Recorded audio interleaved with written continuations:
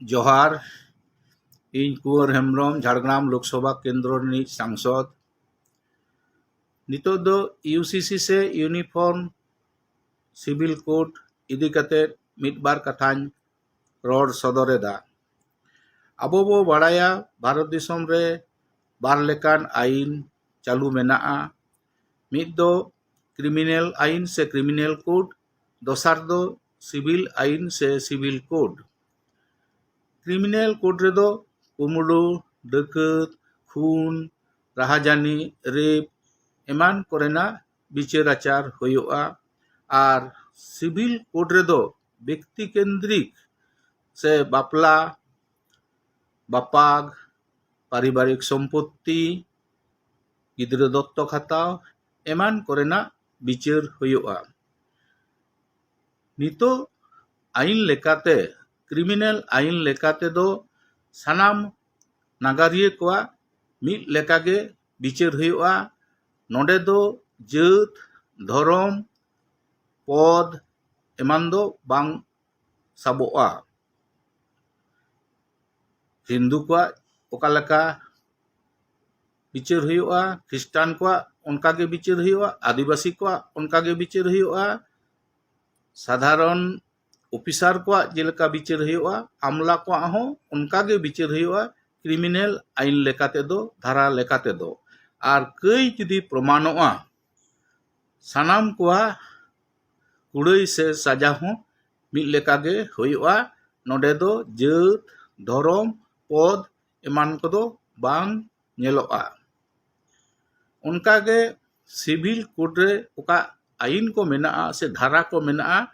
नोडे दो मिद बार हानते नाते होयोग कना से मेनाआ। ओकोय को जात से धर्म को होड़ा आलादाते कास्टमारी रो से आईन मेनाआ। जेलेका तुड़ुक को पर्सनल लॉ मेनाआ। उनको बिचार धारा दो साधारण को बिचार धारा दो नासेना भेगार गया।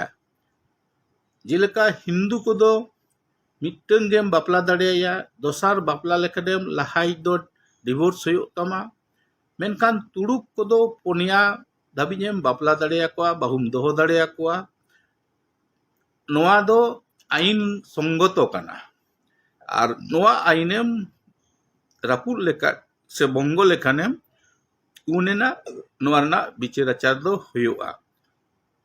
अदो नोआ यूनिफॉर्म सिविल कोड पास लेन खान भारत रेन सानाम नगरिया को विषय सम्पत्ति बाबद, बापला बाबद, बापाग बाबद से दत्तक हताव बाबद मिद धाराते मिद लेकागे बिचार आचार होयोआ।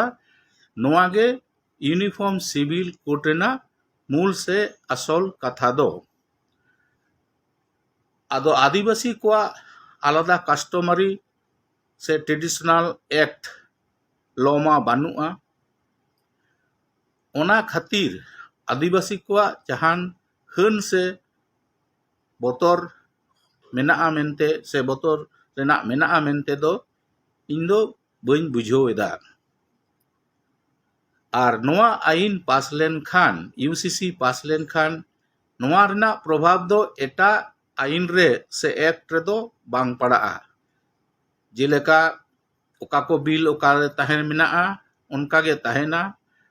भारत दिसम रे कয়েক हजार बिल चला कना।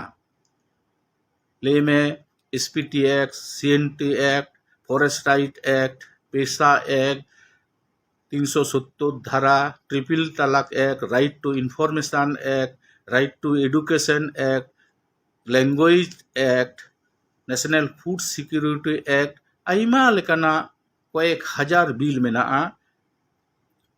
मेनखान प्रत्येकटी बिल समांतराल मेटांग सला आर मेटांग बिल रेना कन्फ्लिक्ट से खपरी दो बानुआ।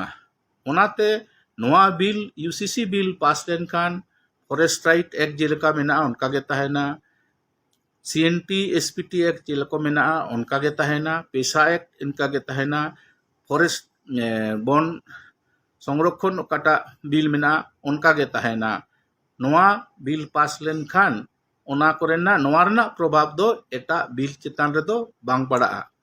ᱢᱮᱱᱠᱷᱟᱱ ᱱᱤᱛᱚᱜ ᱧᱮᱞᱚᱜ ᱠᱟᱱᱟ ᱥᱟᱫᱷᱟᱨᱚᱱ ᱦᱚᱲ ᱠᱷᱚᱱᱟᱜ ᱱᱮᱛᱟ ᱢᱚᱱᱛᱨᱤ ᱮᱢᱚᱱ ᱜᱮ ᱱᱚᱣᱟ ᱵᱤᱞ ᱵᱟᱵᱚᱫ te bang barai te se nasenak barai te নানা রকম কথা কো ছড়িয়েও এদা আর আদিবাসী কো তালারে মেনলি আদিবাসী কো তালারে বিভ্রান্ত কো ছড়াও এদা ওনা দো পার্সোনাল খাতির তে হই দাড়িয়া সে রাজনৈতিক স্বার্থ খাতির হই দাড়িয়া ওনাতে ইña নেহর আরদাস নোয়া বিল নাপাইতে পড়াও তাবন পে বুঝেও তাবন পে বাড়াই তাবন পে তারপরে রল লেখান নাপায়োগᱼᱟ ᱱᱚᱣᱟ ᱜᱮ ᱤᱧᱟᱹᱜ ᱱᱮᱦᱚᱨ ᱫᱚ ᱡᱚᱦᱟᱨ।